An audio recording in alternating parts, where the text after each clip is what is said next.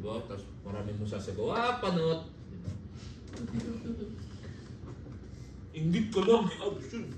Oo, may abs yun. Okay? Are we good? Yes. Tapos na tayo sa planning natin. Now, we proceed with the final term. Any questions so far? Okay? Pakisabi na lang sa mga absent. Okay? Now, let's proceed.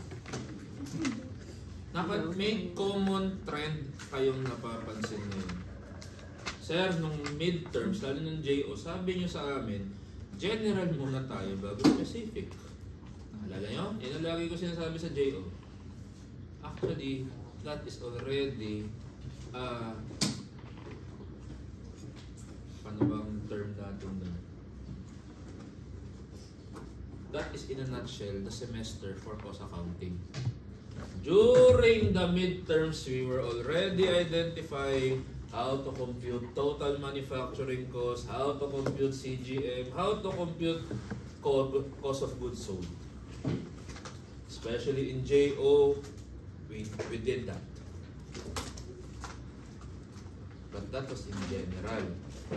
Haven't you wondered during the midterms, how do we properly value materials? May tanong po pala ako. Yung answers po sa exam, hindi na po yan kasama sa schedule natin. Yung pag-discuss po. Depende. May oras. Okay? Depende. Hanap tayo ng oras dun. Kasi may silang talaga yung labor. Sobrang iksi lang kung kaya natin tapos yung isang oras. Actually, pwede after ng push ng materials, yun ang natin. Next week. Diba next week ang dapat gagawin natin is, ano? Seatwork po ng materials, pati po labor. Di, doon na tayo sa midterm ko. Babanggitin ko lang naman yung sagot eh.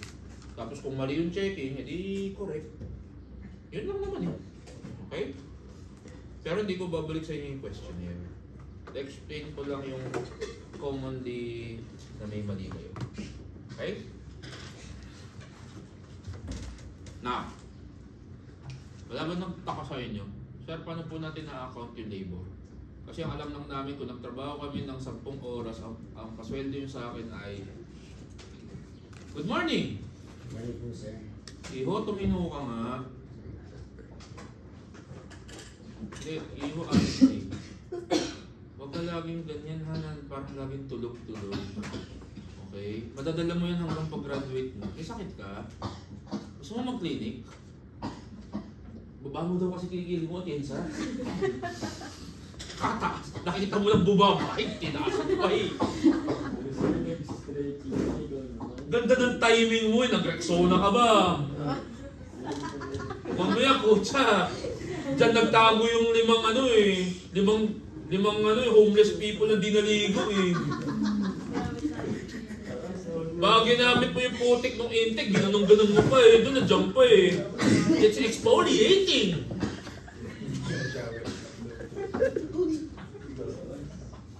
Dapat pala ikaw yung dapat pala ikaw yung tinarget ko ng fire hose eh. Ayun, kaya naman pala, wala kang pakisama eh, no? Hindi ka tulad ng mga pasaway kong estudyante, puto, pati ako pinahiran naman. Pinahiran ng putik, mga pako sila. Kung tangkinan niyo, hawak ko o-grade nyo sa OJT, kasihin ko kayo, hayop ko.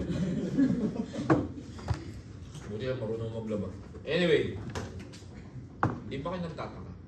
Kasi alam lang natin, sir, kung nagtrabaho ko ng 10 oras, ang sweldo ko ay 100 kada oras. At yan labor, 100 times 10, hindi 1,000 per day. Tama. Kaya tanong pag nag-OT ka. Kaya tanong pag may... Yan nga, paano siya pag nagtrabaho sa Idilpitir? Paano kung nagtrabaho ko, usong-usong ngayon, night shift. Di ba may, alam mo yung term yun, night differential, shift differential, shift premium. Sir, paano natin i-account yun? Direct labor ba yun o indirect? Gets? Sir, yung overhead. Di ba nakita yun naman ang dami janitor? Sa tingin nyo ba? ang janitor natin ay may per college. Oh, si Pedro at si Juan ha, ikaw maglinis ka sa College of Law ha. Ikaw Poncho at Pilato, doon kayo sa ano ha, nursing at medicine. Di ba hindi? Nakita niyo itong mga janitor, umiikot-ikot din yan, tsaka yung mga guard. Minsan si Manong Guard nandun, minsan si Manong Guard nandun. Minsan si Manong Guard nasa swimming pool. Naninilip. Joke lang. Ako pala yun. Kung alam ko lang talaga may drone tank, bakit? Yun ang sinasama ng pakit ng loob ko eh. Nung panahon namin, kailangan pa namin pumunta sa 33, tapos may binoculars, gumagalog pa kami para makita yung swimming pool. Sir, sinisilipan nyo, kapwa lalaki, tanga. Ba't ko sisilipan lalaki, anuhin ko yun? Sisilipan namin mga taga Holy Spirit at nagsiswimming doon. Maamin ako. Pero hindi ako naninilip. Ako yung lookout. Ako yung lookout. Pero ngayon nakita ko si Clyde may hawak na drone. Sabi ko, bakit ngayon ka lang dumating hayop ka? Ang hirap kaya maghawak sa paano nakaganon mo. Hoy, mahulog ka na. Okay lang yan. It's worth it. Gago eh. Again, pagpasensyahan nyo na kami. 4 na taon kaming walang babae. 4 na taon kaming tigang. Okay. Sir, yung mga guard. Sino sa tingin nyo nagpapasweldo sa kanila? San Beda. Oo naman. Pero ilang college ang San Beda? Marami.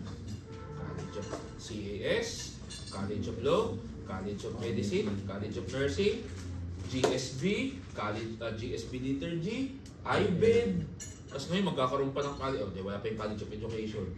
Tapos mga offices, di ba? Ang dami. Sino papasweldo dyan? Yung sweldo ni janitor, sweldo ni security guard, ang tawag natin sa kanila, sila yung mga servicing department. Ang tanong, are they overhead? Yes. Unfortunately, nakita nyo ang daming producing department. So, kailangan i-allocate ko yung sweldo ng guard at ng janitor sa amin. Kasi gastos din naman namin yan. Ang tanong, paano mo i-allocate? Yun naman yung isang mahirap na i-discuss sa overhead.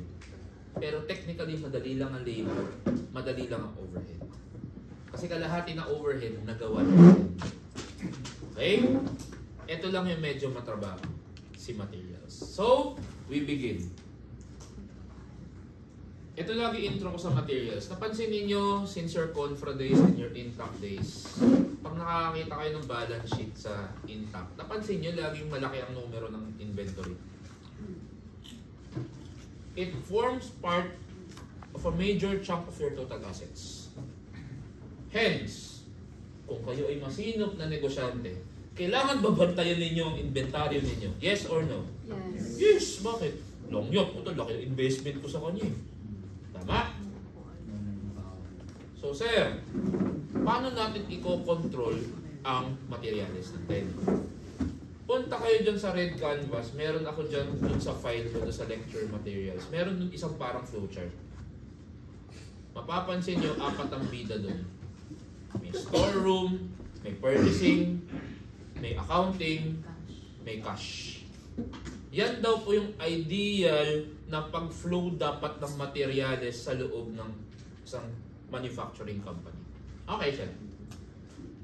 Actually, pwede sa manufacturing, pwede sa retail.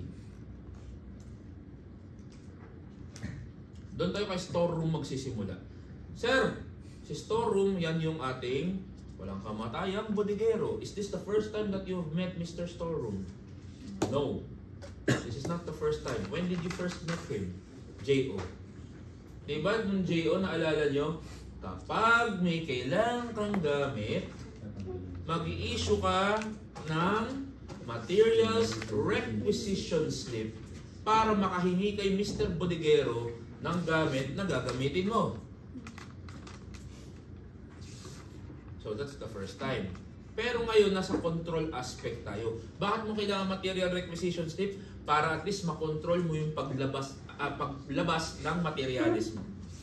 And nandito tayo sa pasok at pag-aayos. Ano ba trabaho ni Bodigero? Sir, his job is to maintain the inventory record to file it, and to prepare the purchase requisition. So, siya dapat ang monitor kung ilan na ang inventaryo mo at kung kailan ka order. Sir, paano po bago tayo umorder, ano po ba yung mga inventory models na meron tayo to control inventory? Nakasulat sa libro ni Ma'am Norma, meron siyang binanggit 2-bin inventory system. Literally, si 2-bin gawin lang na hindi dalawang ano yun ah, hindi dalawang bins. Beans na ano, anong Tagalog ng beans? Beans, ano yun? Ano yun yung nilagay natin sa halo-halo? Munggo, hindi yung munggo ah. Pag sinabing beans, B-I-N, isipin nyo ng dalawang basket. Imaginary basket. Pag itong isang basket na to, anong laman niya? Nandito lahat ang paninda mo or nandito lahat yung gagamitin mo. Nasa kabilang basket, kung ito yung isang basket, ito yung isa, ang laman naman na ito, yung nandito naman yung safety stock or in Tagalog, reserva. So pag ito naubos at ginagalaw ko na to, once na ginalaw ko to, kailangan umorder ako para mapuno to. Gets? Yun lang po in a nutshell ang 2-bin inventory model. Sir, ano naman yung ABC? Please do not confuse this with what you will be studying eventually in strategic cost management. The ABC model is literally distinguishing or telling or identifying your inventory as letter A, letter B, letter C. Tapos yun na yun. Kung ano yung ibig sabihin ng ABC, bahala kayo sa buhay nyo. Kasi bakit? Pwede yung sabihin si letter A, pinakamahal, si letter B, slightly expensive, si letter C yung affordable. Or pwede yung sabihin si A si fast moving, si B yung semi-fast, si D yung slow moving.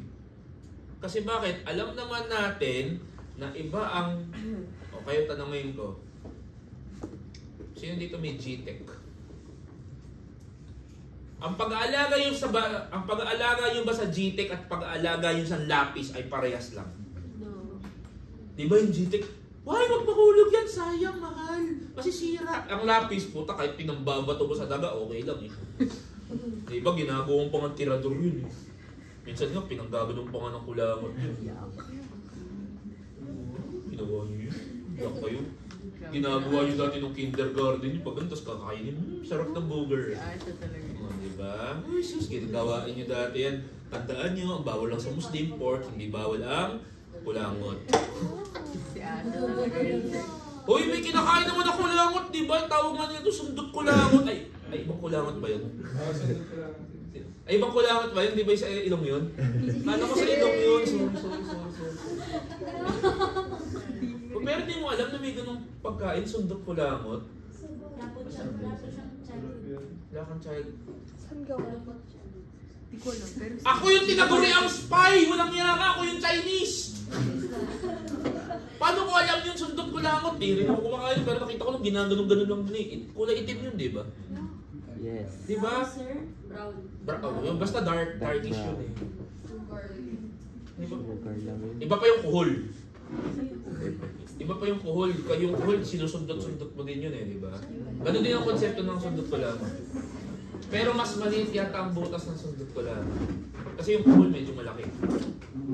O yung kuhol, alam mo, mayaman ka. Nasa Pilipinas tayo, magsalita ka ng Tagalog. Snail ka dyan. Snail ang pucha. Kuhol. Okay, gets yun naman. Okay. Diba, iba yung kasi na-identify mo, ito yung mabilis, ito yung medyo mabilis, ito yung mabagal. Alam mo paano yung costing niya, alam mo saan nakalagay, alam mo paano i-control siya. Yun ang ABC. And we also use ERP. Okay? Enterprise Resource Planning, wherein we encode everything in the accounting profit. Talaga nilagay mo talaga yung sundot ko langot eh. Diba, we put everything in the system, when you trigger it, the system will generate all those documents for you to facilitate ordering and monitoring. Sir, ano yung mga wala dyan sa libro na medyo na-experience yung first hand? Ako na-experience ko first hand, yung red line inventory model. Saan yun, sir? Back when I had a life and I was not yet a teacher and I was still auditing, I was tasked to audit a fertilizer company in Cebu. Meron bang Bisaya din eh? Saan ka sa Cebu? Dito sa Cebu. Saan ba? Mindanao. Malayo ako. Kasi yung pinuntahan ko sa Cebu, hindi yung Cebu na party-party ng Cebu. Yung Cebu pinuntahan ko, Toledo. Kitang-kita ko na ang Dumaguete dun. Dumaguete tsaka Negros dun sa staff house ko. Yung staff house na titirahan ko, nasa dulo ng bangin. Kaya magkamali lang ako ng hakbang ng pintuan, hulog ako sa bangin. Okay lang, gugulong lang naman ako. Tapos pag nahulog ako, nasa dulo, magbabounce lang naman ako. Anyway, kung kayo tinanong kayo, kasi part ng audit namin, inventory, kailangan namin bilangin yung inventory. Pag sinabihan ka, o yung magbibilang ka ng fertilizer, ano yung expect mong bibilang? Sako. Sako. Sako.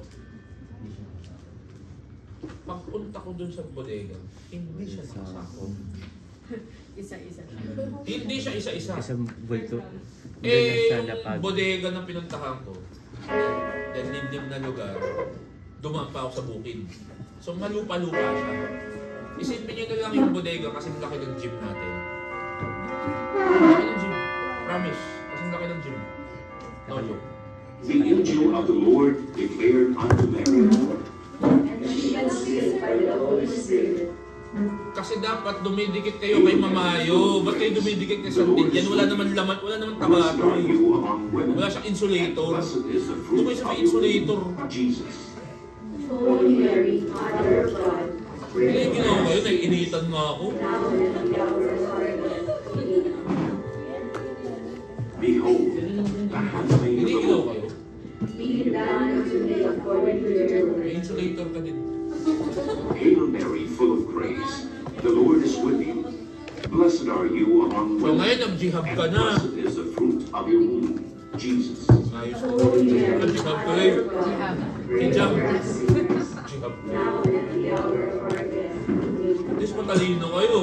Alam nyo, hindi na tinutukoy ko sa pagbalik ko. And pray for us. Hail Mary, full of grace, Hindi the kayo Lord makatin is sa with you. Blessed are you among women, and blessed is the fruit of your womb, Jesus. Holy Mary, Mother of God, pray for us sinners, now and at the hour of our death. Ito ba yung kinukutsa ninyo? Pray for us, O Holy Mother of Party God. hot ka daw. That we may be made worthy for the promises of Christ. Let us pray. Gas ba? Pour forth, we beseech you, O Lord, your grace into our hearts, that we, through the incarnation of Christ, your Son, was made known by the message of an angel, made by his passion and cross, be brought to the glory of his resurrection. Through the same Christ our Lord. Amen. Glory to the Father, and to the Son, and to the Holy Spirit. Natalo ng Bulls ng Lakers.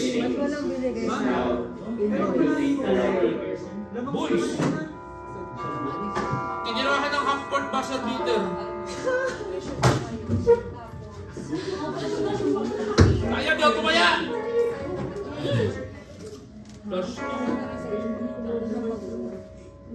So pag nag-pay ako ngayon, makakuha ko yun.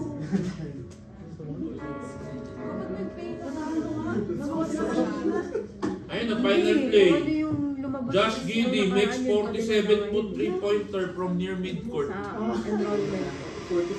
Walang binawas na 40. Mahal. Kailangan I know. yun. San Beda firmly upholds the sanctity of life Kasi and hindi respect pwede for na human ibulsa lang nila dignity. yun. Paano mo In nalaman view na thereof, madidaplo? please be aware of the existence of unorganized organizations which go against these values by recruiting students to coercion, compulsion, threat, and violence. These we will not tolerate in a person of peace At ayaw yung and maniwala love. sa sinabi ko tinalo Please ng play. report any act of recruitment, or activity of unrecognized organizations to the Better Care Hotline 8726-2332, local Hindi pa kayo 5310. dalas. We will strictly enforce the rules and implement the sanctions of exclusion Isa na nga lang sa intro namin, injured pa ulit. Hence, we call all true parents to embrace the real meaning of family. Hindi maglaro eh. We are one better. Hindi, practice lang yun. Hindi na lang ang resibo. Okay. Tapos, So yan, punta ako sa bodega. Naglalakad ako sa lupa. Sabi ko doon sa tao doon, Kuya, nasan po yung mga inventory na bibilangin ko Nasa lapag. na bodega? Dodong, yung alikabok na hinalanghap mo. Akala mo alikabok? Hindi alikabok yan. Ano yan? Fertilizer yan. nasa lapag. Yung inaapakan mo, yan na yun. Step back ako, ano ba yung fertilizer? Ganun siya. Bundok talaga ng powder. Mukhang bundok ng buhangin. Paano yun, sir? Ayan! Sir, paano mo bibilangin yan? Isa-isa. Square meter. Gago ka, ano yung gago dito yung buhay? Gago ka rin. Use mathematics. Length Ayun times yun. width Square times height. meters. And then makakompute mo ang volume. Rectangle. Okay. Sabi ko, puta kaya ganun lang pala kabilis yun. Ang dami ko pa pinag-aralan sa Bela. Yan lang pala yun. Length times width times height. But I need to document the process. So, tinanong ko, Kuya, kailan kayo umu-order dito? Kailan nyo malalaman na order? Although sabi niya, ito yung buhangin. Pero yung mga nagsasako, nasa likod yung packing. Pero ito talaga bibilangin nyo, sir. Okay, gets ko. Tinanong ko, paano yung po bibilangin to? Paano yung po masasabing kailangan nyo nang punuin ulit yung bodega? Sabi niya, tumingin ka sa poste dun sa kanto. Okay, sa dulo. Nakikita mo yun? Okay. Eh, sakto yung panahon na hindi siya full. Medyo half-filled siya. Eh, tas gumanon yung buhangin. Hindi siya yung pantay na gano'n eh. Gumanon eh. Nakita mo yung guhit na yun? Opo. Pag yung linya ng inventaryo namin bumagsak dyan sa guhit, kailangan namin siyang punuin ulit. Gets? Yun yung red line inventory model. Na literally, meron kang imaginary red line. Kapag bumagsak siya doon, o-order ka. Gets? Pero, tinanong nga ni Tomas kahapon sa akin, Sir, ba't hindi nasa libro yan? Ba't parang unique siya? Sabi ko kasi hindi naman kasi siya contemporary. Hindi siya yung usual na ginagamit. Case-to-case basis din naman. Nire-red line inventory model mo ba ang ano? Ito? Hindi. Ito pwede mong bilangin eh. Diba? Gets? Tsaka hindi naman lahat kasi ng pagbibilang ay pare-pareho. Ako nakapagbilang na rin ako ng Coke. Nakapagbilang na rin naman ako ng beer. Ano sa tingin nyo? Bibilangin namin tig isang bote? Hindi. Sir, bibilangin yung case? Hindi din. Paano kami magbilang ng soft drinks tsaka ng beer? Papasakayin kami sa forklift. Dito yung forklift. Nakaapak ako sa palete, yung kahoy. So, aangat yan. Aangat ako ng siguro 20 feet. Sabi ko, shit, buti kaya ko nito. Okay.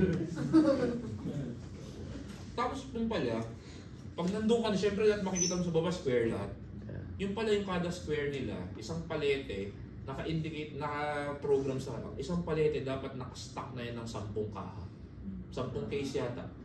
Tapos yun, magbibilang ka, 1, 2, 3, 4, 5, 6, 7, 8, 9, 5 by 4. 20 pallets, sa loob ng 20 pallet, dapat may 10. 10 kaha. So, multiply mo na lang.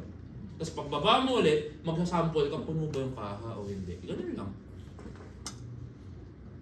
So, napansin nyo, kanya-kanya, different folks, different strokes. Ang pinakamahirap bilangin, baboy, tsaka manok. Promise. Yung buhay hindi yung patay.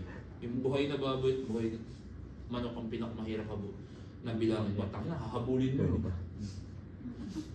Literal. Tapos para ka nasa Tom's World, tatatakan mo sila para alam mo na bilang mo na sila. Kasi tarantado yung kasama ko, bidis ka, tinatakan ako. Tarantado di ako kasama!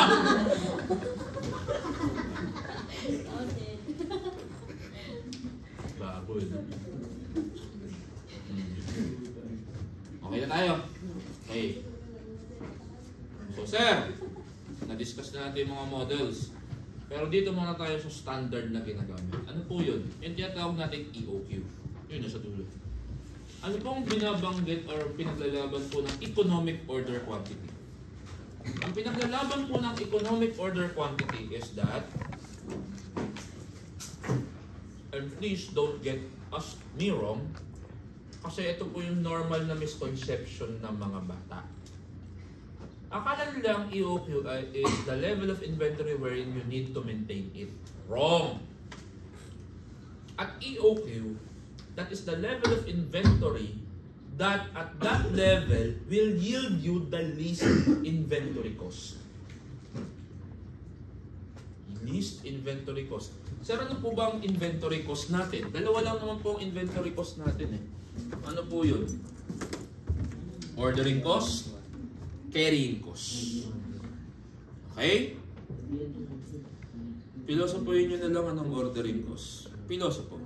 Ordering cost is cost to order. Hindi cost of order, cost to order.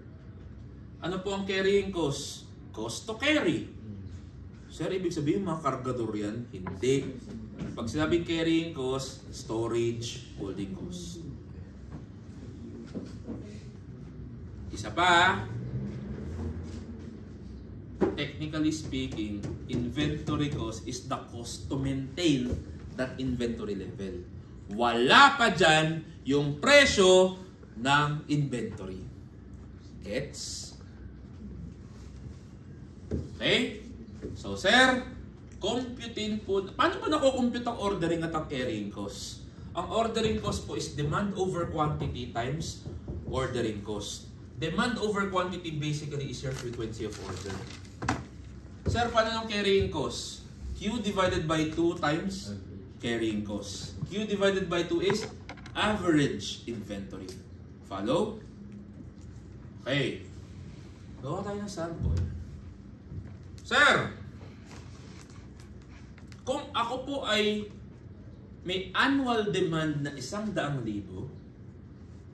at ang carrying cost ko ay 10 piso at ang ordering cost ko ay 50, ilan kaya ang inventory level that I should maintain so that I can have that I can minimize the inventory cost? So how do we compute? Square root of 2 times 100,000 times 50 pesos divided by 10. There are 2 costs involved here, ordering and carrying. Turo sa amin ng teacher ko para daw di namin mapagbaliktad yung dalawang cost. Yung carrying cost, isipin nyo nasa denominator. Binubuhat yung equation. Kaya nga CC, carrying cost. Okay?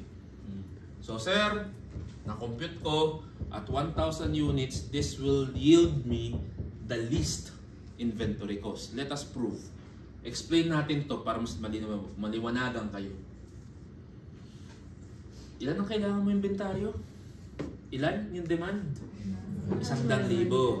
Pag umorder daw ako ng 1,000 units, ilang beses ka order? Gawin natin. Huwag yung memorize. Intindihin nyo. Pag umorder ako ng, kung kailangan ko ng 100,000 at umorder ako ng 1,000 kada order, ilang beses ako umorder? 100. Tama. So, 100. Magkano ang cost to order ko? Cost per order? 50. So, magkano ginastos ko sa ordering? 5,000. Sir, ano naman ang carrying cost? Quantity you order divided by 2 times 10. Bakit dinidivide ng 2? Tandaan nyo, ang inventaryo nyo, meron dyan galing pa sa last year. So, gusto mo lang ma-average yung this year.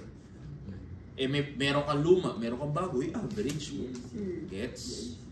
So, 500 times 10, 5,000. So, magkano ang gastos ko at 1,000 units? 10,000.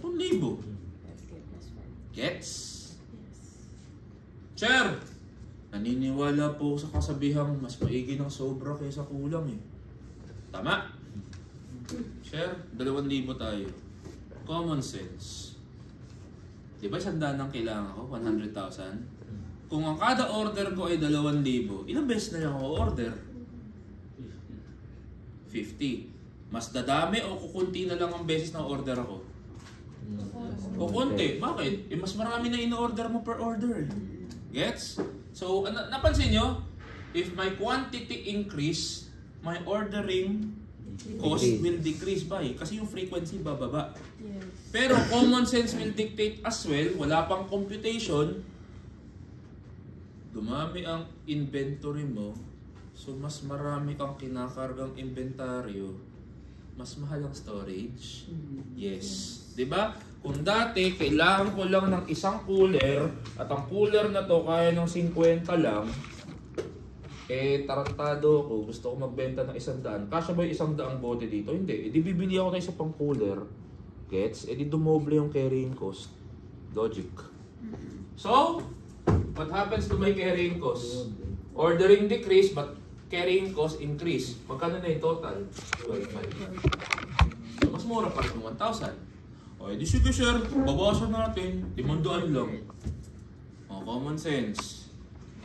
Mas kumunti na yung in-order mo per order. So, mas dadami ba yung beses na order mo? Yes. Dati, 100 ngayon, 200 na. Pero, mas nagmahal siya. Siya na yung 10,000. Pero again, common sense will dictate, dahil mas kunti na yung inventory yung hinahawakan mo, mas bababa ba ang gastos mo to store it? Yes. Babagsak naman siya. So, 12,500 din. Nagkataon lang parehas ha. Pero sino pa rin yung pinakamura? 1K. Diba si 1K? Up to this point, nakakasunod. Yes. Okay? Pero sir, dali-dali pala ng EOQ. Ganda-ganda pala nan. Pero bakit parang sinasabi nila nagiging outdated, passé na yung EOQ? Kaya nung iba, marami nag-argue dito na outdated na siya. Kasi bakit? These certain assumptions should be met for this to be valid. Number one, your demand should be constant. Constant throughout the year. Na hindi dapat lumagpas ng 100,000 yan within that year. Evenly spread out. Number two, hindi dapat nagbabago ang cost. Na alam naman natin sa panahon ngayon, mahirap i-maintain. Gets? Yes. Kaya siya nagiging outdated. Okay? Kasi you need those two variables to make it reliable. Gets? Up to this point, we good? Yes. Again, ang 1,000 ko dyan na units, siya na yung pinakamura. Hindi ko sinasabi, dapat 1,000 ang inventaryo mo. Magkaiba yun. Sir, pag 1,000 ba nang natitira dyan, dapat umorder na ako? Hindi din. Ang tawag natin doon ay reordering point. Sir, paano po nakocompute ang reordering point? It's daily average usage plus, multiplied by lead time. Sir, ano yung average daily usage? Anong pinagkaiba ng average daily usage sa maximum usage? Ito lagi ang analogy ko. Sino mga nagdo-dorm dito? Mga malalayo sa magulang. Kayo. Sige. Ito yung joke na narinig ko dati. Ewan ko lang, bato-bato sa langit, tamaan, wag sana kayo guilty. Sir, Yes po. yung daily usage times, ano po yung Lead time. Mamaya, explain natin yung lead time. Sir! Di ba yung kung nasa bahay daw kayo ng nanay, tatay nyo, pag nag-toothbrush daw kayo, gano'ng karami ang toothpaste na ginagamit nyo? Pinupuno ninyo yung bristle eh. Brrrr! Di ba? Pero pag nasa dorm kayo o wala kayong pera, sinabi din, kasama ng allowance mo ang pagbayad ng sarili mong toothpaste. Titipilin mo yung toothpaste, di ba? Paano ka na maglagay ng toothpaste? Prut! Kasi yung laki ng kulangot. Kasi sinasabi din, bubula rin yan sa bunganga ko. Gets? Yun yung maximum daily usage. Yun yung isa naman si average daily usage. Gets? Ayaw yun ang gamitin yun? Shampoo! Diba? Pag nag-shampoo kayo, pag nasa bahay, splok. Diba? Tapos, minsan paglagay mo ng splok, nahuhulog pa sa side, pukulitin mo na naman. Tapos, tsam mong gaganunin. Oh. Tapos pag naubos na yung bote, anong gagawin nyo? Wala nang shampoo, bili ka na. Pero pag nasa dorm ka at wala kang pera, anong gagawin mo sa bote na shampoo? Di ba lalagay mo ng tubig, tapos aalog-alogin mo ng ganyan. Hoy, bote yung naganaganong ko ha. Sabi nga nito, Master, di naman ganun. O di ganun. Oh. Yung mga babae, dahil hindi lang naman kayo shampoo, meron din kayong conditioner, di ganun. Oh. Dalawang bote kasi inaalog ninyo. Papastos nyo. Paano ba kayo mag-alog ng bote? Di ba ganun? Oo, ganun. Oh. Weirdo si Thomas, ganun daw siya mag-alog eh. Weirdo po. Oh. Wala tayong magagawa, third runner-up eh. Lance Thomas. Jeremy. Di ba Jeremy first name na? Ano? Jeremy Lance Thomas. Jeremy Lance Thomas. Lance pala yun. Tangina kung ano yung tinagalog ng kanyang apelido, yun naman in-English ng first name yun. Jeremy Thomas. Ano siya? Apo ni Mang Tomas. Bakit tama naman ah?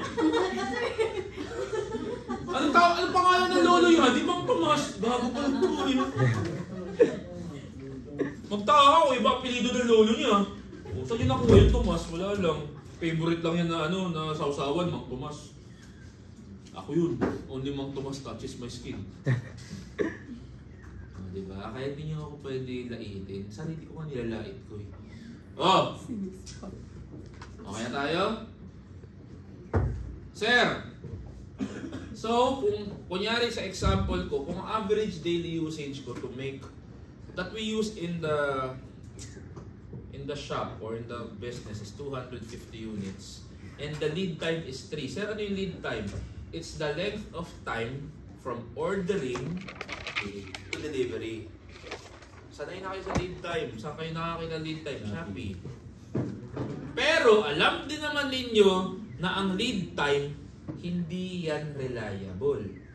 Diba? Kahit for example, naka-dorm to kunyari sa Menjola, ang inorderan niya dyan lang sa Quezon City, hindi niya pwede sabihin, o darating na yung gamit mo bukas ha. Lagi yan may range, diba?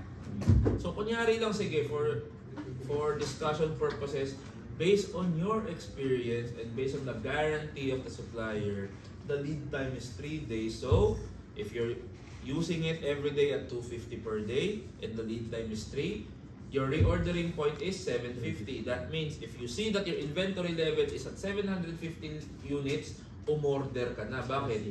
Kasi in-order mo yung araw, yung dami ng inventaryong gagamitin mo sa 3 araw na hinihintay mo. Gets?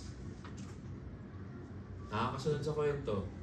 Eh sir, sabi nyo nga, hindi reliable ang lead time. Totoo naman. Kasi bakit? Malay nyo, biglang nag-strike. Malay nyo, yung kalsada ng supplier biglang nagsara, di makalabas yung kotse. O baka yung kalsada yung sinara. Or worse, bumagyo. Diba? Kaya nga, na-invento ang salitang safety stock. Sir, ano ang safety stock? Okay na, pilosopohin nyo na yung safety stock. Oo, pero hindi po yan first aid kit. Reserva siya. Diba?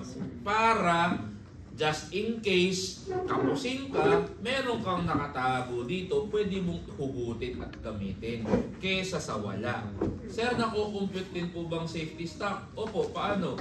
Hanapin mo yung maximum, ilaban mo sa minimum or sa average daily usage, i-multiply mo lang sa lead time. Kaya kung may safety stock ka, ifa-factor in mo din siya sa reordering point. Isasama mo rin siya. So kung kanina 750 at na-compute mong safety stock ay 200, kailangan ang reordering point mo hindi na 750, 900 na. Ay, bubo. 950 na. Maliwanag. Sir, bakit nga? Ba't natin kailangan ng safety stock? Sabihin niyo sa akin ngayon, what are the pros of having too much inventory? Pros. What are the advantages? having too much inventory? Tagal ka pa bibili. Ha? Matagal ka pa bibili. Pwede. Parang yun, no? Di ba yung sa 2,000? Sir, mas bababa ordering cost ko. Correct. That's the first time I've heard that in 2 days. Actually, ever. Sir, minsan po pag marami ka pong bibili sa isang order mo, may discount. Pwede din. Tama. Bulk Pero di ba normal na dahilan din natin, sir, para full. hindi tayo maubusan ng pambenta or magagamit. Di ba yun yung kasabihan, mas maigi ng sobra kaysa kulang. Sir, kasi hassle mag-travel eh. Di ba? Na-imagine nyo kung pupunta kayo ng Divisoria, tapos bibili lang kayo isang piraso, tapos bukas babalik ulit kayo ng Divisoria para bumili ulit nun. Hindi bumili ka na ng marami para at least kung may nasira, may backup. Diba? Kaso ano naman negative ng sobrang dami inventaryo? Sir, andyan yung isang sagot oh. Sir, ang laki ng storage. That's one. Number 2, mabilis masira. So you are at you have a higher risk of spoilage. Loss from spoilage. Ano pa yung pangalawang loss? Spoilage. May isa pa. Inari sa confra to. Obsolescence. You know, you're the third section that I have said that word and I have heard that line. Ano yun? Obsolete. Hindi mo pa rin naman obsolete. Laos na. Case in point. Ito yung example ko kanina. Di ba, gulat ako 2 years ago na pala yun. Di ba 2 years ago, naging phenomenon sa Pilipinas, naging fad yung lato-lato. Yes. Kaya ang ingay sobra. Diba? Kaya maraming tindahan ng laruan, nagbebenta bigla ng lato-lato. Anong problema after nung nawala? Di ba bilis na nawala? Ang bilis na nalaos yun. Bakit? And after lahat ng lato-lato at nawala na yung ingay ng lato-lato figuratively, di ba wala nang bumili ng lato-lato? Anong nangyari sa lato-lato? E di na obsolete siya. Gets? Ako, ito yung example ko na obsolete. Nung binili ko to 2 years ago, birthday gift ko sa sarili ko. Na hindi po kahapon. Belated happy birthday, sir. Tuwang-tuwa pa ako doon kasi sabi ko, uy, 8,999 lang yung Note 12. Sabi ko, okay. Yabang ko, binili ko pa sa harapan ng asawa ko. Uy, bibili akong bagong cellphone. Belat. At least akong bagong cellphone, ikaw luma. Yabang ko eh, no? Tapos after 1 month, naiyak ako. Ano yung 8,999, after 1 month, naging 6,999. Bakit? Malay ko malalabas na yung Redmi Note 13. Ano nangyari sa cellphone ko in 1 month? Naging obsolete. Buisit? Diba? Nagets yun na. Dahil pag sumobra naman dami yung stock mo, baka naman maging obsolete yung materials mo. At pag nag-obsolete, hindi mo mabebenta. Or worse, ibebenta mo at a price lower than cost para lang ma-dispose siya. Because why? The longer it stays in your inventory, the higher that you need to pay carrying cost. And obviously, pag marami ka ng inventory, you're at risk of what? Pilferage. Alam niyo po ang pilferage? Ginugol bigla ng ibang pilferage. Ano spelling ng pilferage? Ano spelling? P-I-L-P-I? P-I-L-F, pilferage. In Tagalog, nakaw.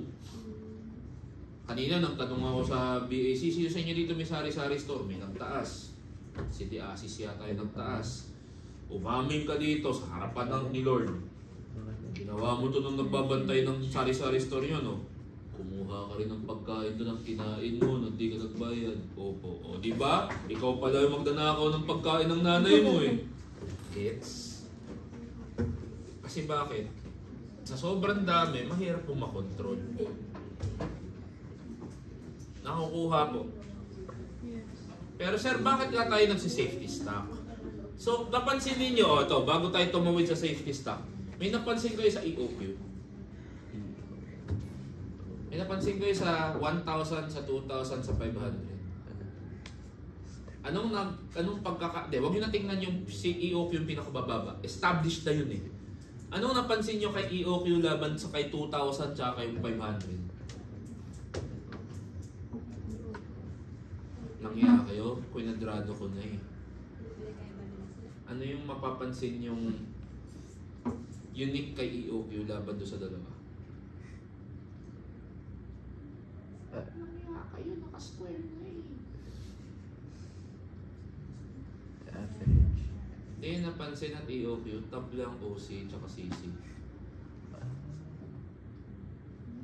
Diba? Magkano ang OC? 5-5. Magkano sa baba? 10-2-5. Sa baba, 2-5-10. At EOQ, normally, hindi always ha, normally, OC and CC are equal. Kailan lang po siya hindi mag-i-equal? Ito na. Sir, ano pong safety stock buffer? Bakit tayo nagsa-safety stock? Para maiwasan po ang stock out cost. Ano po ang stock out cost? Example, kunwari si Barreto ay gusto magnegosyo. Sabi niya, ano bang normal color ng cookie? Brown. Sabi niya, special ang cookie ko. Ang cookie ni Barreto, magbebenta siya para unique, pink ang cookie yan. Ha? Ano yung ginulong? Ube flavored. Yan. Okay. Grabe, ano iniisip mo? Violet ang kanyang ano. So in short, namamaga. Namamaga yung stuffing, yung ano, coloring. Dudumi na isip yun. Oh my God. Okay. Naging mabenta ang cookie na violet ni Barreto, ni Shanti. Enjoy na enjoy lahat ng tao sa cookie ni Barreto. Nakakaisip tao. Ba't wala ka bang cookie? Ito, bigyan kita ng ano, piwi. Gusto mo? Arigo. Hoy, cookie kinakain. Sige, biscuit. Gusto yung biscuit. Ayaw na cookie, biscuit. Pag biscuit kasi po, pag binanggit mong biscuit, ano tayo sir? Nasa lamay. Gusto yung biscuit? Tapos yung biscuit ay nasa lata na malaki. Yung kwadrado. Tapos yung lata na ganun. Yan din yung mga inuuwi dati ng katulong namin. Pag uwi ng probinsya, may bit-bit-bit na laging ganung lata. Yung lata ng biscuit na ganun. Talaga ba kailangan mo talaga dalhin sa probinsya? Wala ba sa probinsya? Yung kwadradong latang duk ng biscuit. Diba? Naging judgmental tuloy ako ng bata ako. Hanggang ngayon. Anyway, okay, mabenta siya. Kaso noong isang araw, naubusan si Shanti ng flour. Kasi napagkamalan niyang baby powder. Nilagay niya sa mukha niya. Ay, sama, sinabihan ka, no? Batukan mo nga. Huwag mo nga pakainin ng cookie.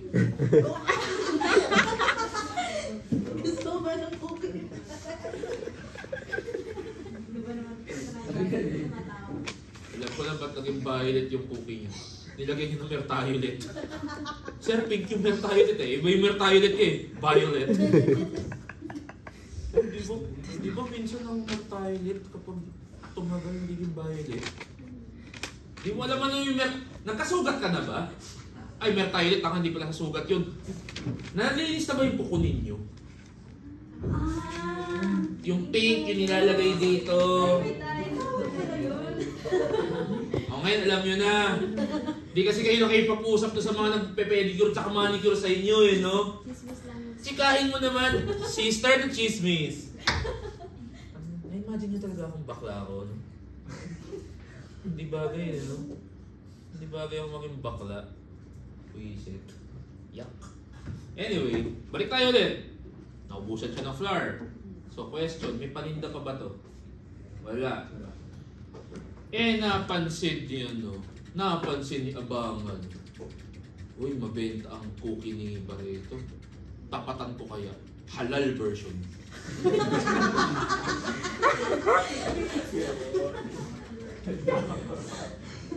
Uy, required sa mga Muslim ang kumain ng halal. Required ba? O required sa kanila dapat halal certified. Diba? Hindi ba yung tawag sa inyo nun? Hoy! Batang Quiapo to! Katabi ko lang ang moske. Diyos ko. Kailan ako nakakadaan ako doon pag kinakain ko doon pastin. 5 piso. 5 piso ba? 10 piso. Basta yun. Isang pirasong kapiranggot na laman, tapos isang ganung karaming kanin. Okay lang. Panawid gutom. Kaysa naman kainin ko, sundot ko lang. Anyway, nilabanan ni Abangad yung pink, yung violet niya. Sa kanya naman, pink naman yung kanya. Grabe. Same taste, same size, but Abangad's cookie is cheaper. So, question. Lahat ng mga parokyano ni Shanti, lumipat kay Abangad kasi wala nga stock si Shanti. Paano kung yung araw sabi ni Shanti, okay, I'm open for business. Eat my violet cookie. Sa tingin niyo, may kakain pa ba ng cookie niya na violet? Wala na, bakit? Nakahanap siya ng mas mura eh. Yun yung stock out cost. Gets? Ang problema, 100% absolute ba na mangyayari ito araw-araw? Hindi. Bakit? Paano kung yung araw na nawalan ng stock si Shanti, yung araw na nag-suspend, kunyari ang pwesto ni Shanti sa Beda, yung araw na bigla nag-suspend ang Beda ng ship to online, may bearing ba kay Shanti yun? Wala. Kasi ba't? Walang tao eh. Gets? Kaya yung stock out cost, iniiwasan mo pero hindi siya 100% probable. Okay? Sir, di maglalagay ako ng safety stock? Okay, sige, maglagay ka ng safety stock. Will the safety stock incur cost? Yes or no? Yes. Particularly what cost? Additional. Carrying cost. Bakit? Ang dagdag ka ng dadagdagan mong inventaryo eh. Gets? Hence, what am I trying to say? That's why I pointed that shit out. Na mapansin ninyo at yung balance siya. Diba? Kasi maintaining inventory is literally working it in balance. Okay? Cost benefit. Now, bago ako tumawid sa purchasing, naka-storeroom pa ako ha. Kaya mapansin nyo, hindi boring ang buhay ni storeroom. Kasi kailangan niya i-factor in lahat to. Kung matalino at nag-accounting yung storeroom manager ha. Kasi kailangan i-properly maintain mo inventory. Okay sir. Paano po nako-compute? Paano po sir, yung sinabi yung kanina na hindi laging equal ang EOQ? Okay. Sir, paano kung may safety stock? Magbabago ba yung sagot ng total inventory cost? Answer, yes. Kung may safety stock ka, let's say for discussion purposes, 200. Magkano average inventory ko dun? Sa EOQ? 500, di ba? Kung may safety stock ka, your average inventory is, ang dinidivide mo lang ng 2, yung order quantity. Si safety stock, hindi mo siya i-divide ng 2. Bakit? Kasi si safety stock, sineset mo lang siya for that particular period only. Hindi yan tatawid. Kung tumawid yan, magiging parte na siya ng Q. Yes, kaya hindi mo dinidivide ng 2. Actually, yun lang ang ginawa, tinandaan ko lang nilagyan ko lang ng katarantaduhan para maalala ko lang siya. Kasi minsan kailangan mo lagyan ng meaning inaaral mo para tumatak sa utak mo. Gets? Tapos na tayo kay bodegero. Yay, alam mo na paano o-order. Gets? Punta na tayo kayo ngayon kay purchasing. Pag nakita nyo yung drawing ni purchasing, ano nakasulat dyan? Sabi ni purchasing, ano in charge si purchasing? Obvious naman, siya ang nakakilala sa supplier, siya ang maghahanap ng supplier, at siya ang magbibili sa supplier. Lahat naman kayo ay tumagal na sa Maynila ng matagal na. Sino sa inyo nakapunta ng Divisoria? Taas lang ka. Anong binili niya doon? Ha? Ano? Gulay. Gulay sa Divisoria? Palengke yun. Divisoria ba yun? Sino pumunta sa 168? Ayan. Particular. 168. Anong binibili niya doon? Dress. Pag pumunta ka ba? Sa shell siya ng dress. Ako damit eh. Diba? Pag tinawag, anong binibili mo doon? Damit. Ito sa shell. Dress. Diba? Diba? Huwag yun ano yun. Girl siya eh. Dress. Matakot ko yung pag tinanong ko si Kyle. Anong binili mo sa... Dress. sa Gown. Divisoria? Dress. What the?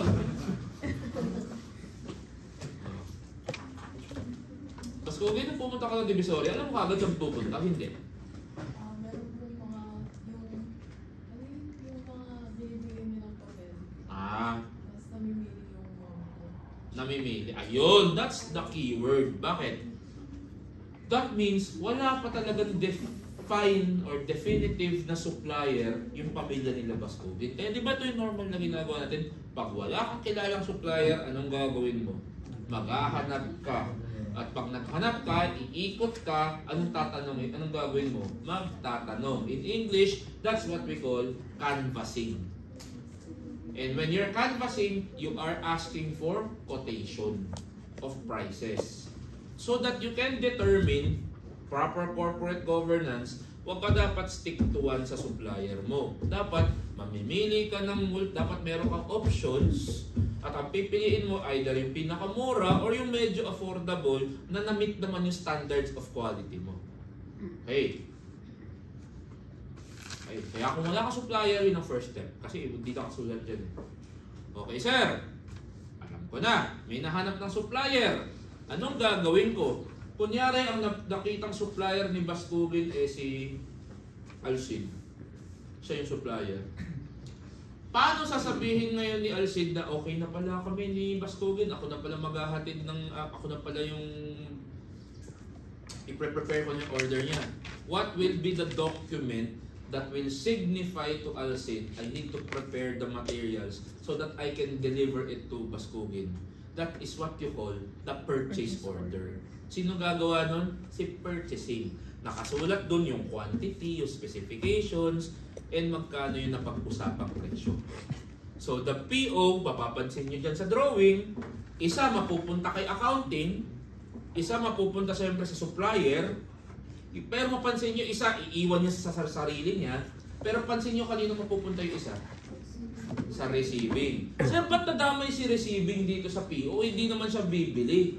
Tatanggap siya. Sino dito nakaka-relate? One Sunday or one day, iniwan kayo mag-isa sa bahay. Sabi mo, yes, finally, maiwan ako sa bahay, peace and quiet, makakatulog ako. Biglang may kumatok sa bahay nyo. Putang ina, sino kumakatok? Shopee! Sabi ko, syempre ba, init na ulo mo. Ano ba yan? Delivery po para kay, sa nanay nyo. Okay, sa kapatid yung si Raulo. Bayad na ba? Hindi pa po. Babayaran niyo po. Putak, tihang ka. Iniwan mo ko dito, ako pa magbabayad. Pagdating mo dito, thank you. Di ba yun yung mga nakakainis na feeling? Yun yung dahilan bakit yung PO nandyan. Para alam ni receiving na may delivering darating. Mamaya, tanggap ko si receiving. Mamaya, tinanggap na pala niyang bomba. Gets? So, sir, okay na, napadala na yung PO. Napansin yung supplier nasa baba. Kasi outside party siya eh. Anong gagawin ni supplier once that Alcid received the PO? She will now prepare the things, she will now prepare all the materials that Bascovin ordered, and she will now deliver it to the company. Kanina yung papareceive? Kaya receiving. At syempre, bit-bit ni Alcid doon, bit-bit niya yung PO, bit-bit niya yung invoice, kasi papakita ni Alcid, ako yung in-orderan. Ito pala yung resibo. Papakita niya kay receiving yung invoice. Para i-match, ito ba yung in-order nito? O ito nga, okay na boss. Kanino babato ni Alcid yung resibo? Pansin nyo kanina napunta yung, kanino yung binato? Sa accounting and sa cashier. Ba't yung binato sa accounting? Actually, in reality, babato niya yan tama sa accounting. Si PO, di ba binigay na ni purchasing yung PO? Binato niya kay accounting para sabihin, huy, bumili ako. Para makapag-record ka ng debit materials, credit debt. Debit materials, credit vouchers, payable. Parang ganun lang. Parang yun yata yung entry, ano yung unang entry na nakasulat. Kaya accounting. Voucher payable, di ba? Para lang sabihin, huy, bumili ako, paki-record na yung purchases. Okay. Now, pag na-deliver na, binato na yung invoice, ano yung entry ni accounting? Debit cash? Ano? Debit materials, credit accounts payable. Debit voucher payable pa rin. Umulit. Credit voucher payable. Ano yung debit? Credit cash. So, yung pangalawang entry, para lang sabihin, huy, magbayad ka na. Magpre-prepare siya ng payment voucher na ibibigay niya kay cashier. Para sabihin kay cashier, pwede na tayo magbayad kasi na-deliver na. Gets? That is the ideal how the material should flow within the company. Yan yung tinatawag nating expenditure cycle in accounting. Okay? Na pag-aaralan ninyo eventually pag nasa higher accounting na kayo. Okay po? So basically, that first part, that's storeroom. Ngayon, punta na tayo kay accounting. Ngayon pa lang tayo pupunta kay accounting. Sir, magpa-valuation tayo. What will affect the valuation of our inventory? Obviously, the cost of your materials will be severely affected if you will get discounts. And alam naman natin there are two types of discount. Trade, cash. Ang trade discount, yan po ang English version ng Filipino word na ginagamit natin ay tawad. Okay? Kaya for example, bumili ako kay Placente ng pare, pabili nga dyan ng materials. Sige sir, wala bang tawad? Sige, bigyan kita 1%. That's trade discount. So kung binigyan ako ng 1% ni Placente, magkano 10,000 ng list price, magkano ko babayaran yan? 9,900. Diba? But may 1% discount ako eh. Pero dakila akong makunat. 1% lang ba talaga? Wala bang dagdag? Sige sir, dahil teacher ko kayo, bibigyan ko kayo ng additional 2%. 3%. Wala bang hirit? Wala bang dagdag pa sila na? Sige sir! 5%. Dahil naalala ko po yung grade ko sa inyo sa COSAC na 3, bibigyan ko po kayo ng 3%. Kasi yun po yung final grade ko. Hindi 3. Ano po? 3%. Ay, sorry. Dapat ba 3? Walang percent. Wala ba dapat percent? Dapat 3. So, anong tawag natin dito sa 1, 2, 3? Serialized trade discount. The problem or where does the students normally get this wrong? That's 6% in total, correct? 1 plus 2 plus 3 is 6. Sir, galing yung magbilang ha. Paano yung na-complete yan? Sanay na po kasi ako maglaro ng eskalera. Alam mo yung eskalera? Rotation, sa bilyar. Yung 1 to 15, yung in order. Hirap kaya yun. Pero may scoring yun eh. Raised to 61 yun eh. Kaya, tawag doon sa Tagalog, eskalera. Okay? Raised to 61 yun eh. Kaya strategy din. Sige, kung may score na 1, 2, 3, ako bahala sa 5, 6, 7, 8, 9. O, diba? Sir, mali yun. Hindi mo gagawin mo 10,000 times 94%. But 94% net of 6. Hindi yun. Ang gagawin mo, 10 times 99 net of the 1%.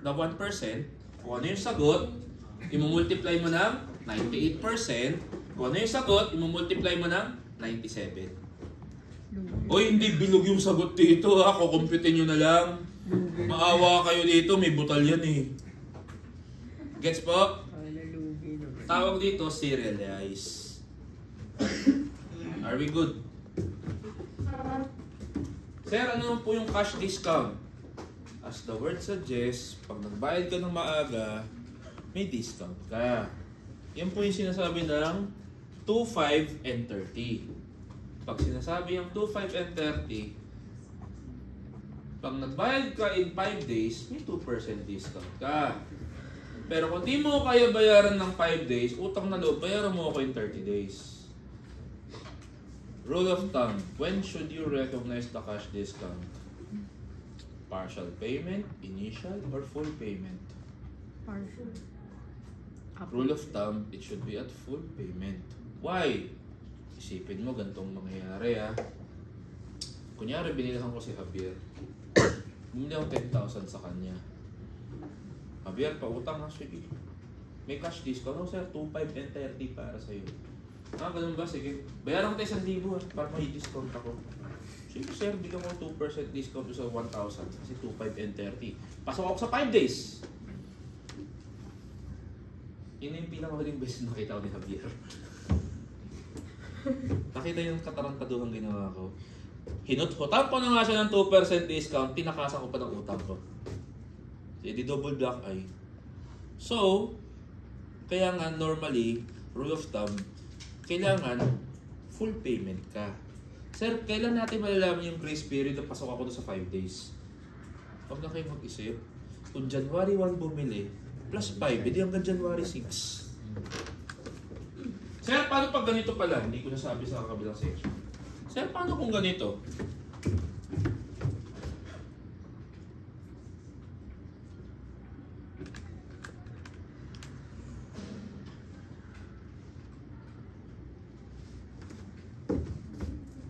Is this the first time that you've seen this? Diba? Paano pag ganito? Sir, pag within 5 days, 2%. Pero pag within 10 days, 1%. Sir, paano kung nagbayad ako 5 days? Ano makuha ako? 2 o 1? Hindi 2. Pag lumagpas ka ng 5, tsaka papasok si 1. Gets? Ganun lang kasimple. Sir, ba't natin pinag-aaralan yan? Because it will affect yung material cost. Okay? Galing nga, may nagbo-bowling. Okay, tayo dito sa discount. What can also affect the price of materials? Freight. Naalala niyo yung example natin ng face mask? Noong first day? Yung sinabi ko, kalahati sa inyo ay empleyado sa factory, kalahati ay nasa opisina, di ba? Bumili ako ng 10,000, magkano ang product ko? Sir, kalahati, dun. O pag sinabi ko, yung shipping, sir, yung kalahati, shipping, dun. Per overhead. Pero yung sinabi ko na yung face mask ay parte ng aking ginagawang produkto, ang sagot niya sa akin, sir, product cost na yung face mask. Correct. Eh yung shipping, sir, product cost din siya. Overhead, hindi po siya overhead. Ang tawag natin sa kanya, freight in. Ang problema lang natin sa freight in, kaya mo nga siya nilagay sa cost of goods sold.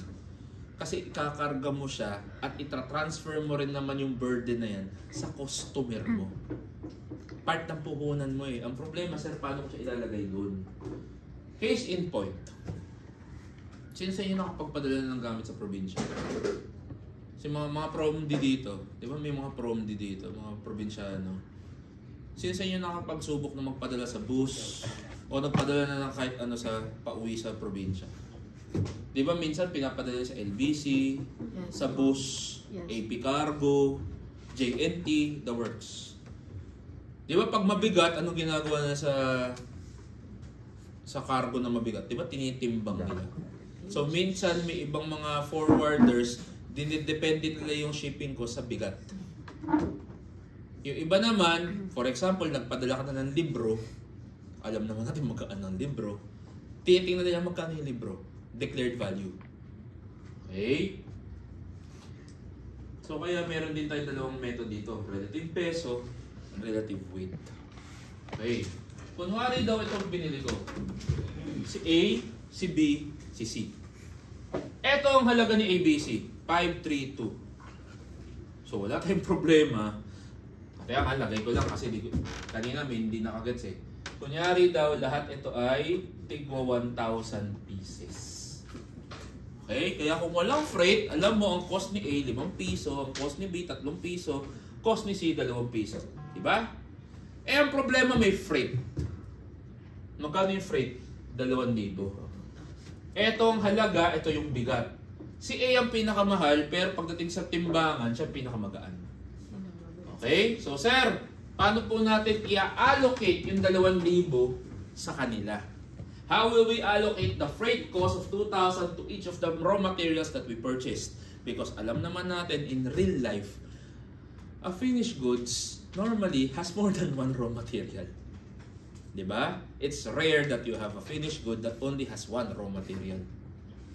And alam din naman natin, pag bumili tayo ng raw material, sabay-sabay lahat yan. At ngayon, uso lahat ngayon may shipping cost. Kasi bakit? Pinalalamove na nga natin karamihan. Okay? So, pero syempre, kailangan natin isama siya sa material cost. Okay. Sir, kung relative peso method ang gagamitin mo. So, 2 divided by the total invoice cost is 20%. So, 5 times 20, 3 times 20, 2 times 20. So, magkano natin i-allocate yung 2,000? Out of 2,000, 1,000 kay A. 600 kay B. 400 kay C. Tapos. Di ba? In-allocate lang natin. Kaya magkano na ngayon ang total material cost ko with freight? Si A kanina 5,000 magiging 6 na. Si B magiging 3,600. Si C magiging 2,400. Now, if I now ask you, after we have allocated the freight, magkano na si A per unit? Hindi na siya 5, magiging 6. Yung si B magiging 3.6, si C magiging 2.4. Tapos. Bakit natin ginagawa to? Kasi mamaya yan ay damay doon. Sir, paano naman po pag masakit sa akin tong topic na to? Sir, paano pag weight? Diba? E di punta ka sa timbang, 10, 5, 25. Paano yan? Ito yung 2 divided by the total weight. So, pumapalo, 40 pesos per kilo ang freight. So, 10 times 40, 15 times 40, 25 times 40. Ano napansin ninyo? Kanina si A ang pinakamalaki ang baka sa freight kasi siya yung pinakamahal. Ngayon siya na yung pinakamaliit. Bakit? Siya yung pinakamagaan eh. Make sense? So, ito na yung allocation. Kaya ngayon mapapansin nyo, magkano na ang total material cost ni A? 5,4, 3,6, 3,000. Si A na ngayon, kanina 6 naging 5.4. Si B, nagkataon lang, pares pa rin 3.6. Pansin nyo si C. Dahil siya na ngayon ang may brand ng pinakamalaki sa saan to? Sa bigat. Siya na yung may pinakamalaki ang ambag sa freight. Dati, 2.4 lang siya ngayon, 3 piso. Gets? Tapos na tayo sa freight. Hey! Yay! Ito ang saysaynan. Diba bumibili ka na ng materyales? Lahat ng pinag-compute nyo doon, ito siya. Kaya kung mali ang computation nyo dyan, di mali yan ang purchase price nyo dito. Gets? Kaya natin ginagawa yun para dito. Sige, absorb nyo muna. Kuha muna ako ng tubig. Opo, Hindi ako ilang tubig na hindi ko na ikikita.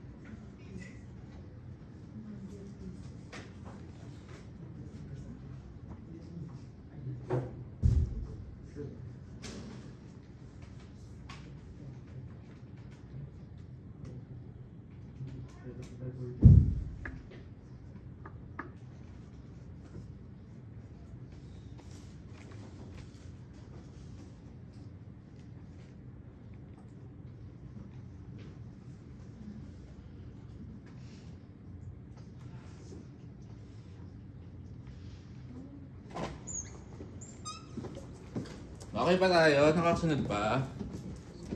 Uy, makakasunod pa ba? Baka gusto nyo, papaikutin ko na ito sa inyo. Oh, ikot na, kuha na kayo. Sige na, nahihiya pa kayo eh. Oh, ikaw, Kamayo, gusto mo? Positive po. Oo nga pala. Di halata eh. Ay, ikaw gusto mo? Paikutin nyo na, sige na. Paikutin nyo na, mamaya, para hindi na umabot yan sa anak ko. Yes po. Ano po ulit ang way 5? Yung? Yung 5.4. Saan? Dinipin ko lang na 1,000. Ah, saan? Ay, 5.4? 5 po isang libo. Saan? Ito po, 5 po delivery sa 1,000. Eh, para makuha ko magkano yung post per unit. Diba? Dinipin ko lang na tinipin lang. Gets. Sila, kung yung iba gusto nyo? Kaya pa yung iba eh. Nasa likod. Game. Di pa kayo tapos sa receivable kay Ma'am Pao, no? Di pa po. Di pa, no? May notes receivable pa po. Kasi inventory na. Ito actually, magagamit ito kay Ma'am Pao. Magagamit ito kay Ma'am Pao. Itong part. Sir, paano po ang FIFO? First in. Oh, teka lang ha. Nasa valuation tayo. Valuation na ha, valuation. Kasi costing na tayo, di ba? Costing. Sir! Ano ibig sabihin ng first in, first out? Literal, sinabi ko na. Kung ano yung unang pumasok, Yun yung unang lalaki. yun ang unang gagamitin. Teka lang. Yung iba dito, nililiteral talaga ang first in, first out. Pero alam ko, ewan ko kung gano'n ang magulang ninyo. Ganon din ang mga magulang natin, di ba? For example, bumili kayo ng maraming notebook dati nung bata kayo. Ano sabihin ng nanay nyo? Gamitin mo muna yung lumang notebook bago mo buksan yung bago. That is first in, first out. But the misconception of students is that they think that we're talking about the physical inventory. No. Here, we're not only talking about the physical, we're talking about the value of the inventory. Okay? So for example, ito daw ang nangyari sa kumpanya ko. Gets? Bumili ako ng isang daang piraso, 10 piso. Noong January 3, bumili ako ng 900 pero tumaas, naging 12. Siguro iba supplier. Tapos pansinin nyo yan, January 7, January 10, gumamit ako ng tigda 200. January 18, feeling ko marami akong gagawin, bumili ako ng additional 1,000. Pero, bumaba sa 12, naging 11, naging 11. 20 and 25, gumamit ulit ako ng 300 and 200. May napapansin kayo? Napansin nyo sa paggamit ko, walang value. Walang value yung gamit ko, walang peso amount. Kasi nga, hindi ko alam paano ko i-cost yung ginamit ko. Kaya nga nagkaroon ng FIFO, ng LIFO, ubusin nyo na, hiya pa kayo eh. Sige na, alam ko iba sa inyo gutom na eh. Mas kailangan nyo po yung fats kaysa sa akin. Marami po ako nan. Kaya tandaan nyo, pag nagkaroon ng zombie apocalypse, kanino kayo tatabi? Alam niyo mamaya yung sagot doon.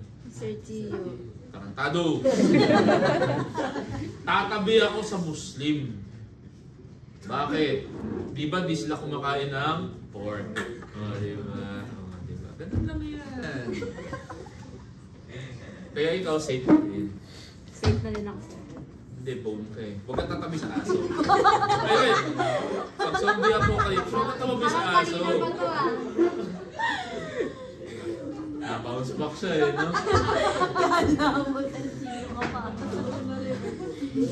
Huwag ka magpila. Sasama sa akin yan sa Muslim. Tatabi ako sa kanila kay Shayaw. Didikit ako sa Muslim o kaya sa mga vegetarian. Yan. Tatabi ako kay Nadine Lustre. O, diba? Hindi dahil sa zombie apocalypse. Patay ako sa asawa ko nito. Okay! Tandaan nyo pag ganito, ito muna ang gawin niyo. Ito lagi ina-advise ko. Pag nakakita kayo ng ganitong problem, pag samasamahin niyo muna yung mga pumasok, at lumalabas. Okay? I-arrange nyo muna ng ganito. Okay, sir. FIFO tayo. Long cut. Long cut muna. Sir, di ba bumili ako ng 100, 10 piso, so 1,000 siya. Noong January 3, bumili ako ng 900 at 12, dadagdagan ako ng 10,800. Here comes the fun part. January 7, gumamit ako ng 200. Sir, bakit nag-split? Ano sinabi ng first in, first out? Gamitin mo muna ang pinakaluma bago yung bago. As of this day, ilan ang presyo? 2.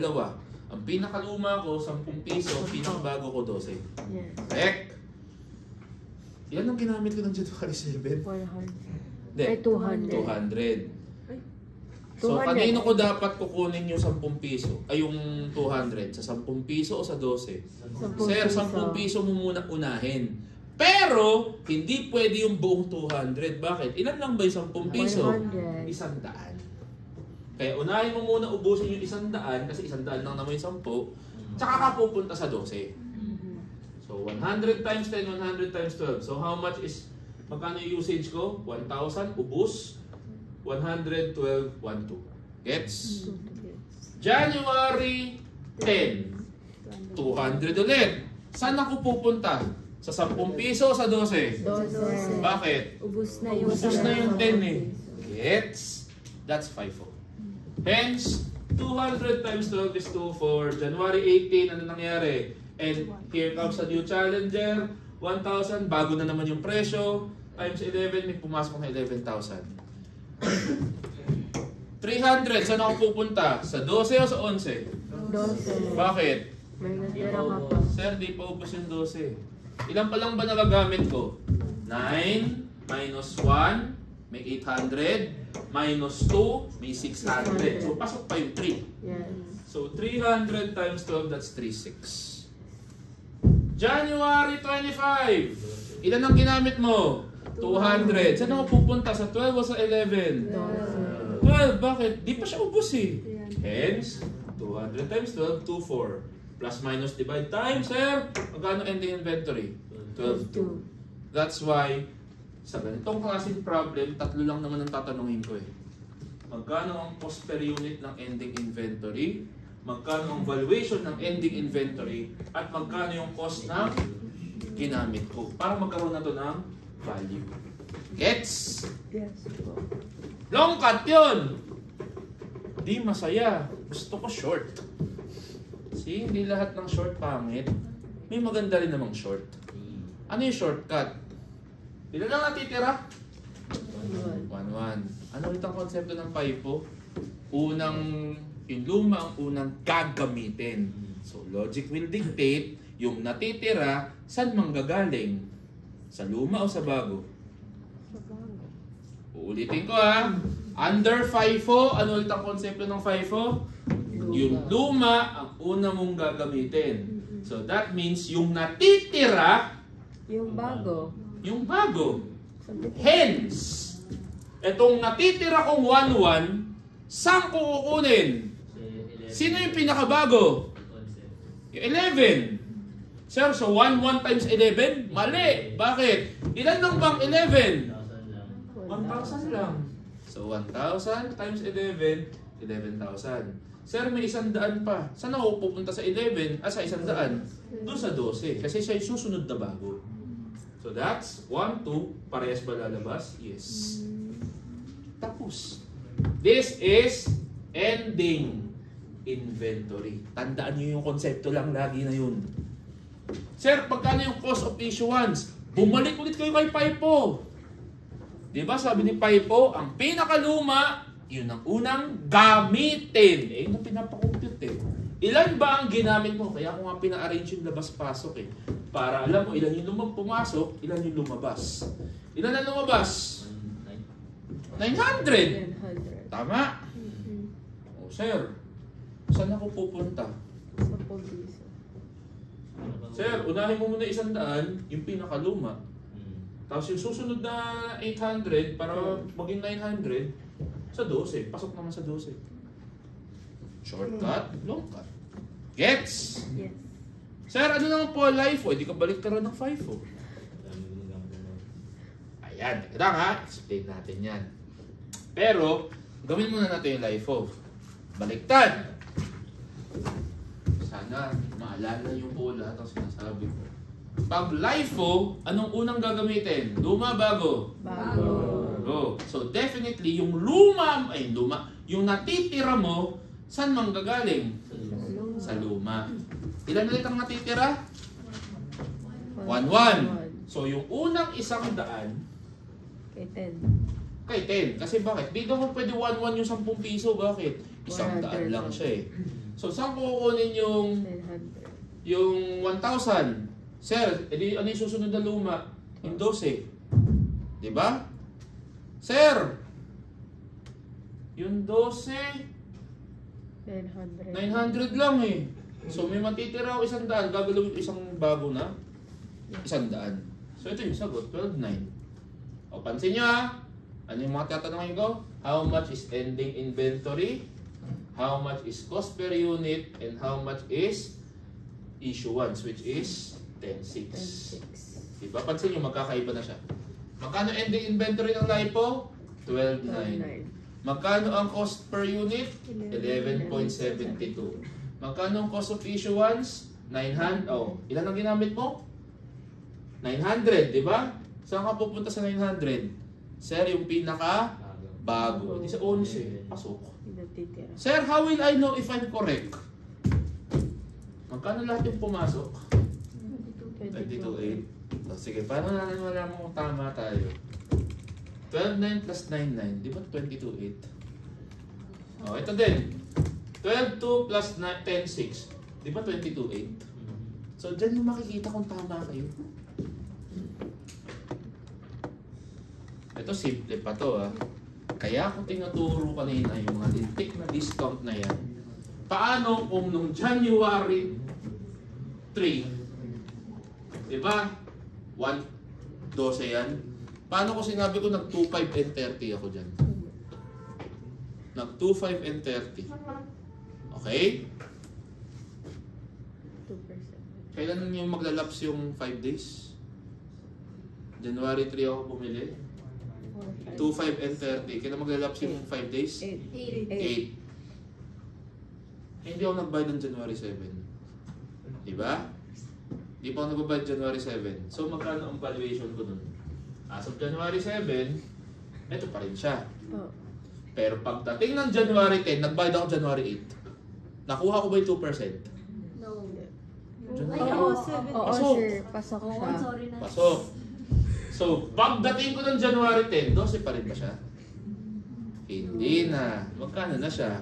98% ng 12. Gets? Nakita niyo na paano ko. Alam niyo naman, demonyo teacher niyo. Alam niyo na paano ko lalaruin yan. Gets? Teka lang. Baka lahat ang naiisip yung minus dito. Usage. Diba dalawang paraan lang naman para paano lumabas yung inventaryo mo eh. It's either ginamit mo or sinoli mo.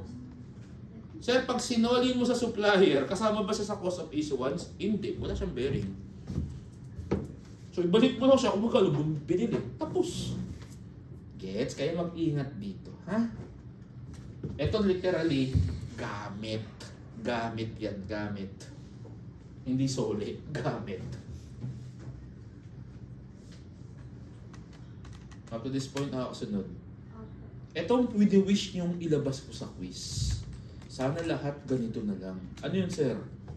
Simple average. Sir, ano yung simple average o yung weighted average? Kaya ako pinagawa sa inyo to. Dahil dito. Magkano ang pumasok? 22.8. Ilang units yan? 2,000. Ito yung cost per unit. Tapos, ganun na kasimple. O, magkano ending inventory? Ilan na natira? 1,1 times 11.4. Hindi ending inventory mo? 12,540. Tapos. Ilan ang ginamit mo? 900. Magkano ang cost per unit? 11.4. Hindi yan ang cost of issue. Tapos. Ganun lang kabilis. kung medyo nabibilisan sa pagsasalta ako ngayon, may video po to. Okay? At sasabihin ko rin sa inyo, yung last topic natin wala sa chapter 6. Babalik kayo ulit kay job order costing. Nasa page 115 yata.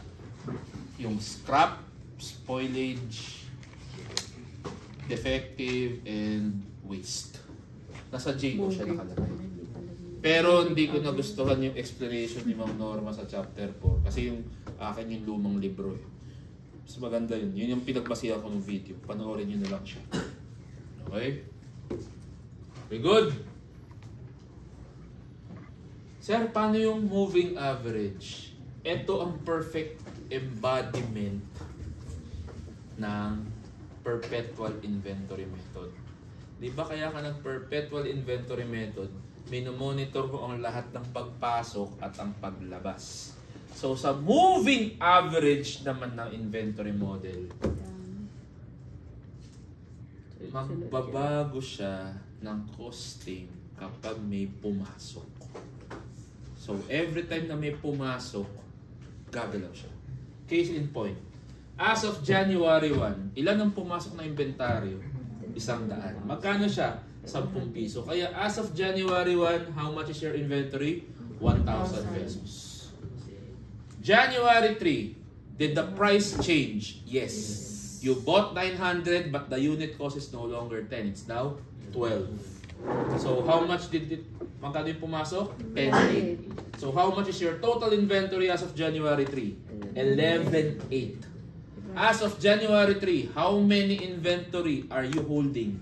1,000. Hence, as of January 3, how much is the cost per unit of your inventory? 11.8. Gets? That's why any issuance from this date onwards, habang walang bagong presyong pumapasok, dapat 11.8 lang. Case in point, January 7, 200. Sir, di na kayo nag-split? Hindi na. Bakit? Yan na yung cost per unit mo. So, 200 times 11.8, that's 2,360. Hence, as of January 7, how much is your inventory? It's 9,440. Question, paano natin malalaman tama tayo? As of January 7, ilan na lang ang hawak mong inventaryo? 800. So, 9,440 divided by 8. Dapat 11.8 siya. Diyan yung malalaman na tama kayo. Pag hindi yan tumabla, mali kayo. Gets? January 10, nabawasan na naman ako ng 200. Magkano ko i-value yung paggamit ko? 11.8 kasi bakit? Di pa naman gumagalaw eh. So 200 times 11.8, that's 2,360. So, as of January 10, magkano na inventaryo ko? 7,080. Nakakasunod. I-divide nyo ulit ng 6 para ma-check kung tama. 11.8. Tama pa rin tayo. O, pasok January 18. Magbabago na. Magkakadelubyo na tayo. Bakit? Gubalaw na yung presyo eh. 1 times 11 is 11. So, as of January 18, magkano ng inventaryo mo? 18,080. Nakakasunod. Sir, 18,080. I-divide mo ng 1,6. Anong lalabas? 11.3 na yung costing mo. So, January 20, gumamit ako ng 300. I-multiply ko ba sa 11.8 o sa 11.3? 11.3. Ayun. Sir, as of January 20, magkano na natitira? 14,690. I-divide mo sa 1.3, 11.3 pa rin ba? Yes. January 25, pinakahuling gamit, 200, multiply by 11.3, di 2,260. So, magkano lalabas? Sir, ending inventory ko, 12,430. So, mapapansin nyo, ang ending inventory under FIFO, LIFO, wave, and moving average, magkakaiba. Under FIFO, ending inventory ko, 12,2. Ang LIFO ko, 12,9. Ang weighted average, 12,540. Pag moving average, 12,430. Nakita? Yan lang naman ang tatanungin ko eh. Yan, yan, at yan. Dekahon lang siya. Now, to explain yung sinabi kanina ng Mr. Su, bakit po ang LIFO ay pinagbabawal naman, sir? Ba't natin tinuturo ang LIFO? Eh, di ba pinagbabawal yan ng IFRS? Correct. Bawal yan sa IFRS. Pero pwede naman in the future, ang pagtatrabaho niyong kumpanya ay hindi naman sumusunod ng IFRS. Case in point, mga kumpanya ng US. Because US doesn't follow IFRS. They follow US GAAP. Pero ang logic lang dito, why is LIFO disallowed by the IFRS? Logic. Ano ba natural progression ng presyo ng bilihin sa mundo? Pataas o pababa? Pataas, di ba? Di na natin maibabalik. Ako lang yata nakakaalala nun. Di na natin maibabalik ang 39ers ng Jollibee. I'm so old. Ako, di na tayo nakabutan ng 39ers. Ay, yung mga burger. Mga burger. Yung burger steak, 39 lang. What? Iha, ang longganisa meal, ang pancake meal lang ng Jollibee dati, 19 pesos. Wala nga, di nga namin abutan yung pancakes. Wala nang pancake. Wala na bang pancake? Ngayon? Uy, may pancake pa. Wala rin. Alam ko breakfast. Oo nga, sa breakfast. Meron pa. Merong breakfast ang Jollibee. Hindi ko alam. Di ka kasi nagpa-breakfast. Wawa ka naman. Ang longganisa dati, yun, 39 lang. Ang hotdog meal, 29 lang. Dati ang favorite ko orderin sa Wendy's, Frosty. 30 plus. Dati ang Frosty ng Wendy's, Biggie na, 39 lang. 50. Ang laki ng Biggie Frosty ng Wendy's, yung Biggie iced tea niya. Hindi naman Biggie iced tea. Yung large iced tea, yun na yung Biggie Frosty. Again, Frosty, hindi Frosty. Baka iba naman, ma-misquote ako dito, you know. Frosty. Mas bibili pa nga ako dati. 29 na, tama! Mas pipiliin ko pa nga dati bumili ng Biggie Frosty kaysa sa Sunday ng Jollibee. Oh. Diba? Yun. Bakit po pinagbawal ang LIFO? Ano bang normal na pinapractice natin sa accounting? Conservatism. Hindi napansin kapag in times of rising prices, kung nag-LIFO ka, ang ending inventory mo, mahal o mura? Uulitin ko ha, pag naka-LIFO ka, in terms of rising prices, na nangyayari naman talaga ngayon, ang inventaryo mo ay mura o mahal? Mura.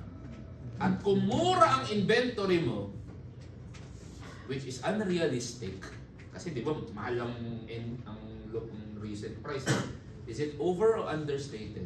Under. If your inventory is understated, what will happen to cost of goods sold? Overstated. If your cost of goods sold is overstated, what will happen to your profit? Huh? Under. Diba, if your cost of goods sold is overstated, your gross profit will be understated. And if your gross profit is understated, what will happen to your net income? Over. Ay, Under. Gets? Kaya pinagbawal ang LIFO.